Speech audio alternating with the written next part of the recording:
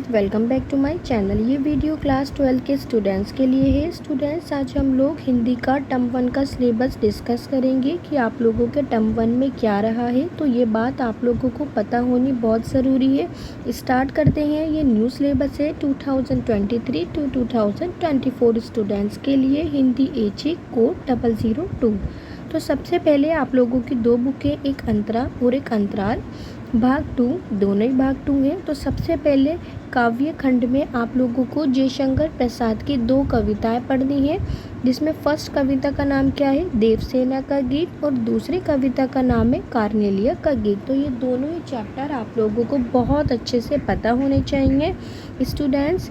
इसके बाद अंतराल बुक यानी भाग 2 से चैप्टर नंबर 1 जो प्रेमचंद का है, इसके लेखक प्रेमचंद है। सूरदास की झोपड़ी आप लोगों को पढ़नी है। बेसिकली बहुत इंटरेस्टिंग चैप्टर है। इसके बाद चैप्टर नंबर 2 ना पढ़ते हुए सीधा थर्ड पढ़ना है, बिस्कोहर की माटी, जो विश्वनाथ त्रिपाठी की है। अगेन वेरी इंटरेस्टिंग चैप्टर है। आई होप आप लोगों को समझ में आ रहा होगा। ये सिलेबस आप लोगों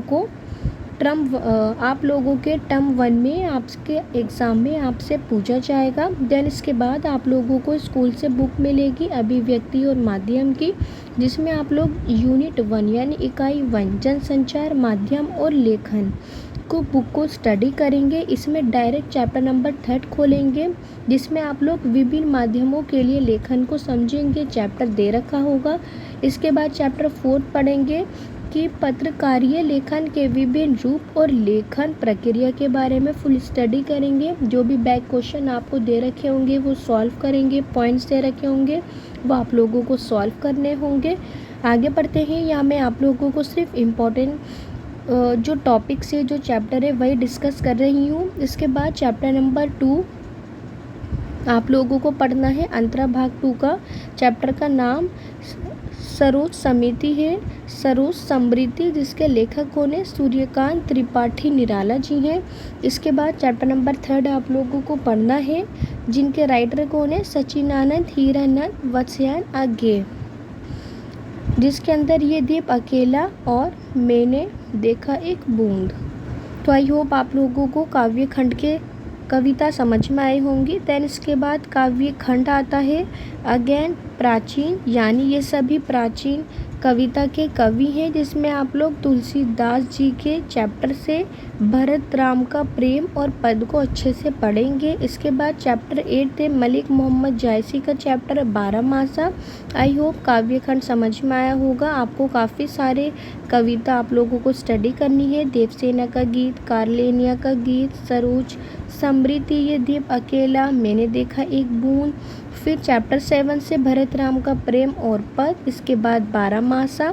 देन इसके बाद गद्य खंड शुरू होता है, जिसके अंदर एज अ स्टोरी आपको दे रखा होता है। तो चैप्टर नंबर 1 है रामचंद्र शुक्ल, जिसमें आप लोग प्रेमगन की छाया समृद्धि को पढ़ेंगे। देन इसके बाद चैप्टर 2 है पंडित चंद्रधर शर्मा गुलेरी, जिसमें आप लोग सुमिरिनी के मन के चैप्टर को पढ़ेंगे।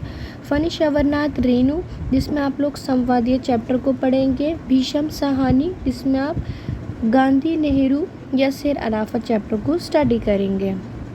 स्टूडेंट्स, साफ साफ लिखा गया है कि आप लोगों को सितंबर यानी 15 सितंबर से पहले ये ऊपर दिया गया सिलेबस कंप्लीट करना है।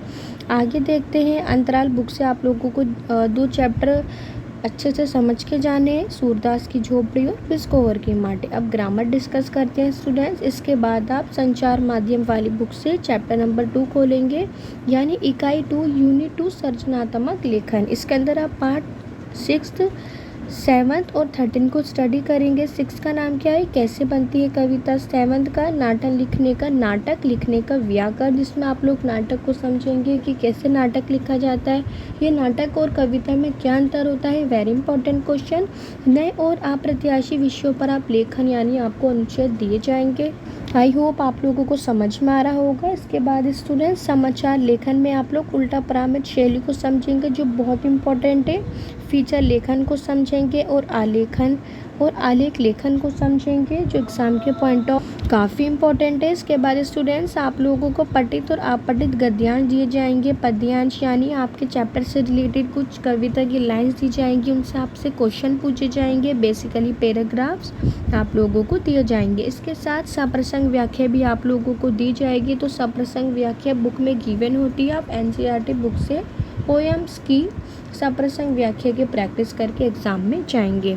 तो स्टूडेंट्स काफ़ी सारा सिलेबस है, ये आप लोगों को सितंबर से पहले कंप्लीट करना है। स्पेशली आप लोगों को अंतरा भाग और अभिव्यक्त और माध्यम बुक पर, यानी जनसंचार माध्यम और लेखन वाली बुक पर ज़्यादा से ज़्यादा ध्यान देना है, क्योंकि अंतराल बुक से सिर्फ 2 चैप्टर आ रहे हैं। एक सूरदास जो प्रेमचंद का है और बिस्कोहर की माटी जो विश्वनाथ त्रिपाठी जी का है। आई होप आप लोगों को सिलेबस समझ में आया होगा। Thanks for watching.